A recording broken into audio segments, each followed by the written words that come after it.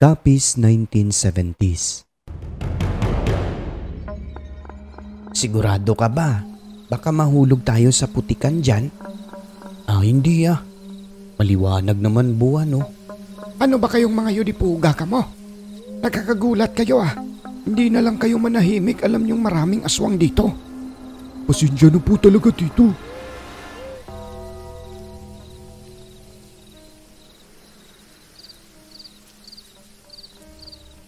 Hello Sir Alex. Ako nga pala ito si Ron. Magbabahagi po ng maikling kwentong katatakutan. Medyo nakakatawa man ito, ngunit totoo po itong karanasan nila tatay. Nakakatawa man habang nagkakwento si Itay, pero ayon sa kanya noong mga panahong mangyari iyon, halos sasabog daw ang dibdib nilang magkakaibigan. Umpisahan ko na po Sir Alex.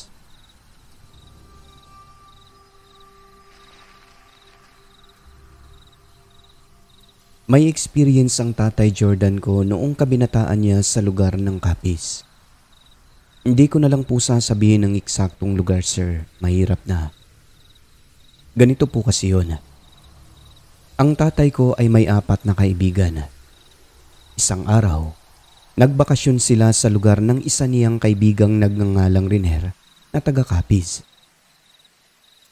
5 silang lahat na nagpunta dahil fiesta sa baryo nila. Yung bahay daw nila Riner, mataas ito at may silong. Maganda ang lugar pagkakalarawan pa ng aking Itay. Tahimik at mababait ang mga tao. Tuwing pupunta sila sa plaza, marami umanong pasiplat-siplat sa kanila ng mga dalagang taga roon dahil mga dayo sila. Maporma din kasi sila that time. Hindi aalis ng bahay kapag hindi nakapagpabango. Kaya kapag gagala, marami talagang kinikilig daw sa kanila na mga dalaga ayon sa kwento ni tatay. Unang karanasan sa lugar na yon, isang gabi, pauwi sila galing sa bayan. Maaga pa naman noon, nasa mga 8:00 pa ng gabi, pero 8 na lang daw sila katao ang nakasakay sa likod ng jeep at parang last trip na daw po iyon. Sa pinakadulong upuan, yung sa may buntot, meron isang pasahirong babae na buhaghag ang buhok at malangsa ang amoy. Kaya siguro sa kabilang dulo nakaupo yung 2 iba dahil umaalingasaw yung baho ng babaeng yon. Nakaitim ng damit at nasa mga 50 pataas ang edad. Kitang-kita nila, pulang-pula umano ang mata nito. Tinatakpan daw nito ang mata sa buhaghag na buhok. Pero nakikita nila kasi pasimple daw na tumitingin sa kanila. Nakatitigan pa ni tatay at ng iba niyang kaibigan kaya umiwas daw sila. Ngunit hindi naman sa mata ang nakapagpukaw sa kanilang atensyon kundi ang dila umano nakalabas daw sa bunganga. Pulang-pula, mahaba na abot daw sa dibdib. Tinatakpan niya rin ng buhok nito. Pero lumalabas din kapag may madadaanan silang lubak na kalsada kaya nakikita nilang magkakaibigan. Maingay sila kapag nagkakasama. Pero dahil sa babae na yon na nasa harapan lang nila, tumahimik daw sila alinsunod na rin sa mga senyas ni Rene. Naunang bumaba sa kanila ang babaeng yon at sa madilim pa na bahagi na kung saan walang poste ng ilaw at walang kabayan. Pagkaalis daw ng jeep, ayun, chismis agad silang lahat ng mga pasahero. Sabi naman ng driver, baka aswang daw na ubusan ng lana kaya nag-jeep na lang. Pabirong wika nito. Hindi daw nila kilala at first time na maka-encounter na may pasaherong parang aswang. Hindi rin makikilala gawa ng tinatakpan nito ang buhaghag na buhok. Sabi naman ni Rene, marami umanong aswang sa lugar nila pero first time niya makakita na parang babaeng aswang na nasa harap. Maayos naman sila sa lugar na yon. Pero ayun nga, pinapayuhan sila lagi ng mga magulang ni Rene na huwag masyadong gumala at magpagabi dahil dayo lang sila sa lugar. Baka kasi mamaya makursunadahan daw sila ng aswang. So, dumating na nga ang araw ng fiesta. Ayon sa kwento ni tatay, maraming nag-alok sa kanila na kumain sa mga bahay nito. Bawat madadaanan daw nila, kahit hindi sila kilala, tinatawag daw sila para kumain. Kahit sinasabi pa ni Riner na tapos nang kumain sa bahay nila, tinatawag pa din daw sila. Ngunit hindi po talaga sila basta-basta kumakain. Pinipili lang nila ang bahay na namimilit talaga sa kanila na kumain. Dahil na rin sa mga babala ni Riner at ng pamilya nito. At ayon sa kanya, may pamilya umano kasi roon na mga lahi ng aswang. Isa raw yung nagtawag sa kanila na walang ibang bisita kundi mga kamag-anak lang. Bantog umano ang pamilyang yun sa lugar kaya sa tuwing fiesta walang bisita o mga dayo sa kanila. Siguro kung may dayo na wala talagang kilala sa lugar, maaaring mahawaan daw nila. So ayun na nga, naidaos naman ang fiesta ng matiwasay. Ayon sa kwento ni tatay, nagkalat daw mga lasing sa baylihan. Inabot ng umaga na nakahiga sa lupa. Isang gabi noon, nagpunta sila sa tindahan sa may plaza at nag-inom. May bago kasing lipat sa tindahan na 2 dalagang magaganda, kaya doon sila nag-inuman. 10:00 ng gabi na sila natapos doon. Sobrang tahimik na ng lugar at malamig pa. Sa palayan daw sila dumaan kasi itong si Riner na kaibigan ni tatay, gustong doon dumaan para mas mabilis daw silang makarating. Sigurado ka ba? Baka mahulog tayo sa putikan dyan? Hindi ah. Maliwanag naman buwan oh. Sige, tara. Naglakad na sila ng dahan-dahan at mabagal. Nag-uusap o nagkukwento tungkol sa mga dalagang magaganda na kung sino ba raw sa kanila ang makakauna na manligaw. At dahil maliwanag ang buwan, napunta ang kanilang usapan sa aswang. Naalala kasi ng mga ito yung nakasakay nila sa jeep. Sabi naman ni Riner, kapag makadaan daw sila sa bahay na pinaghihinala ang aswang doon, huwag daw magkwento-kwento tungkol dito dahil baka marinig sila at magalit. Si tatay naman na pilyo ng mga panahon na yon, pati yung mga kaibigan niya, tawa daw ng tawa kasi sana daw yung aswang yung 2 magagandang babae sa tindahan. Hindi raw sila magdadalawang isip na magpadumog sa mga babae na yon. Sumagot naman si Riner at sinabing hindi lahing aswang ang pamilya nung 2. Maya-maya noon, merong dumaang tiktik sa ibabaw. Ang ginawa ni tatay, sinigawan niya ito. Hoy tiktik, baba ka nga dyan kung totoo ka. Agad siyang sinaway ni Riner at sinabihang, uy, huwag niyo biruin yan. Nagalit daw ang tiktik sir. Humina ang huni nito hanggang sa naglaho pero hindi palayo ang pagkawala nito. Yun bang nasa ibabaw lang tas biglang humina ang huni. Sabi pa ni Riner, pag bumalik yan, yari tayo. Ilang sandali pa, may narinig na silang pagaspas ng pakpak. Hanggang sa dumadaan na ito sa kanilang uluhan. At ayon kay tatay, pakpak lang daw na malaki ang kanilang nakikitang dumadaan na sobrang bilis. Tapos parang hinahampas daw sila. Sa takot ng 5, nagsikaripasan sila ng takbo sa palayan. Ang iba ay sa putikan na dumaan at wala ng mga tsinelas. Sigaw pa ng sigaw at iyak ng iyak ang isang kaibigan nila Itay. Si tatay ang puntirya ng tiktik dahil siya yung sumigaw dito kaya ang bilis daw ng karipas niya sa pagtakbo papunta sa bahay nila Riner. Siya ang nauna naiwan ang apat sa sobrang nerbiyos nito. Mabuti na lang, hindi nakalak ang pintuan ng bahay nila Rene, kung hindi, mawawasak daw sa kanilang apat.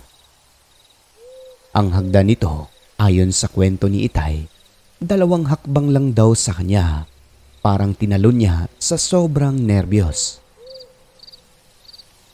Nung nakapasok na silang lahat, agad naman nilang sinaraduhan ang pinto. Gulat na gulat naman ang mga magulang at kapatid ni Rene na mga babae dahil parang mga kalabaw daw silang bigla na lang nagrumble sa loob ng bahay. Parang ma-high blood daw ang tatay niya kasi ang mga itsura nila puro putik. Parang mga aswang daw, Sir Alex. Yung mukha ng isa nilang kasamang umiyak, mata at ngipin na lang ang puti dahil nalublob ito sa putik. Pati damit nilang lahat, maraming itim na bahi dahil ilang beses silang nadapa sa mga kanal at palayan. Ano ba kayong mga yudipuga ka mo? Nakakagulat kayo ah. Papa, pasensya na, hinabol po kami ng tiktik. Bakit, anong ginawa nyo? Sinigawan po ni Jordan eh. Nan, kalukulo-ko abi sa inyo. Alam nyong tiktik yan, binibiro nyo ng ganyan. Sorry po tito, hindi kasi namin alam na mga habol pala yan. Mabuti at hinabol lang kayo. Paano kung dinumog kayo dyan sa palayan? Mga siraulong ito, ikaw rin ha? Ikaw ang nakaalam eh. Hindi na lang kayo manahimik, alam nyong maraming aswang dito. Pasensya na po talaga tito. Istorbo kayo ha? High blood ako sa inyo na. Ang nakakatakot pa sa tagpo na yun, Sir Alex, ilang beses kinatok ng aswang ang kanilang bintana at sinipa pa ang pintuan ng bahay. Galit na galit daw ito dahil ilang minuto rin paikot-ikot sa kanilang bahay. Nawala lang ito noong humingi ng sorry ang tatay ni Rene. Sabi sa wikang Ilonggo, Pare, basi kung ikaw na o kung sino ka man amigo, pagpasensyahe lang ning anak ko kag mga pag-umangko na. Kaya binikabalos ang ginhimo nila. Pre, baka ikaw yan o kung sino ka man amigo. Pasensyahan mo na ang anak at pamangkin ko ha. Hindi alam nila ang ginagawang kalukuhan. Matapos nun, Sir Alex, nawala yung pagaspas ng pakpak na paikot-ikot sa kanilang bahay. Tapos, sinundan ito ng paghuni ng tiktik sa malayo. Malakas ang huni na para umanong tumatawa. Ang tatay ni Rene, meron daw po yun kumpari na aswang. Kaya kinabukasan nun, pasimple lang na nagpunta sa bahay ng kumpari niya hanggang sa sinabi niya yung nangyari kina tatay kagabi. Parang hindi naman daw yung kumpari niya ang aswang kasi nagtanong daw sa tatay ni Rene kung anong oras at saan nangyari. Baka ibang aswang daw o baka kapitbahay nila doon. Nagalit dahil sa biro ni tatay. Dahil sa pangyayari na yon, inabukasan ay agad silang umalis sa lugar. Natakot, baka markahan daw sila ng aswang at balikan.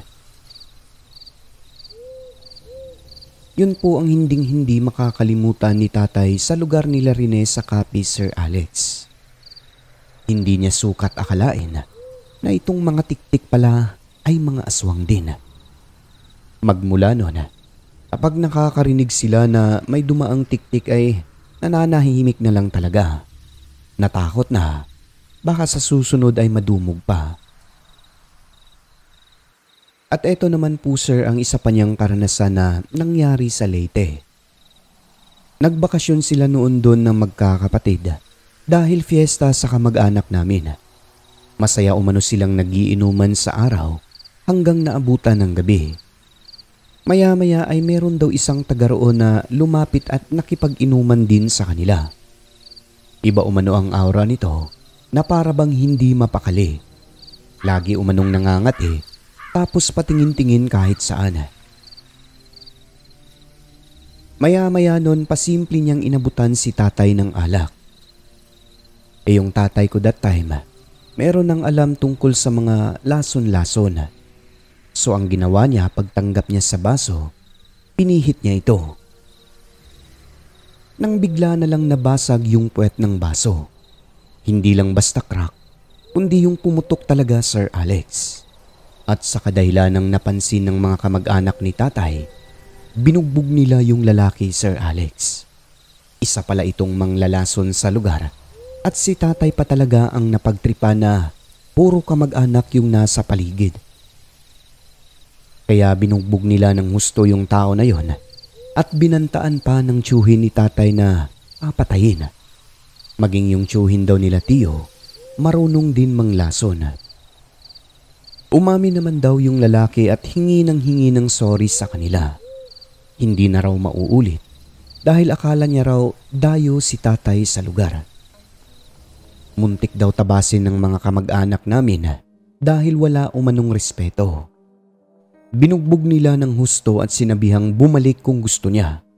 Ngunit hindi na nagpakita ang tao na yon dahil natakot din sa mga kamag-anakan namin doon na halos lalaki at may kaalaman din pagdating sa mga karunungang lihim.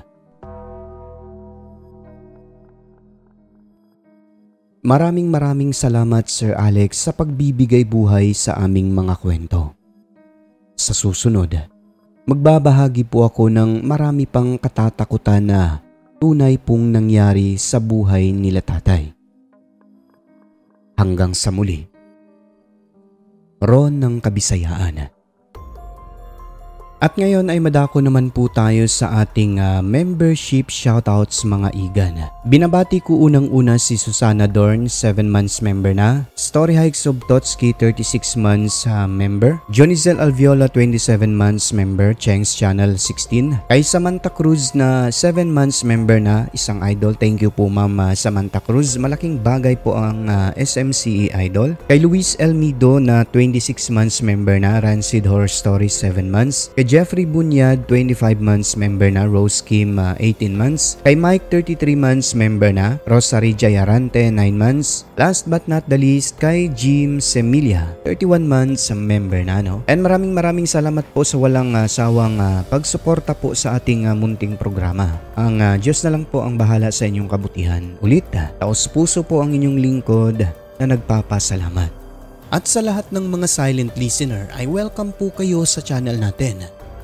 Pumasok na po kayo at i-hit ang subscribe button. Siyempre, huwag niyo kong kalimutan ang notification bell upang updated kayo sa mga bagot nakakasabik nating mga kwento. Muli po mga kaibigan, maraming salamat po sa mga suporta nyo. Huwag kalimutang tumawag sa taas. I love you.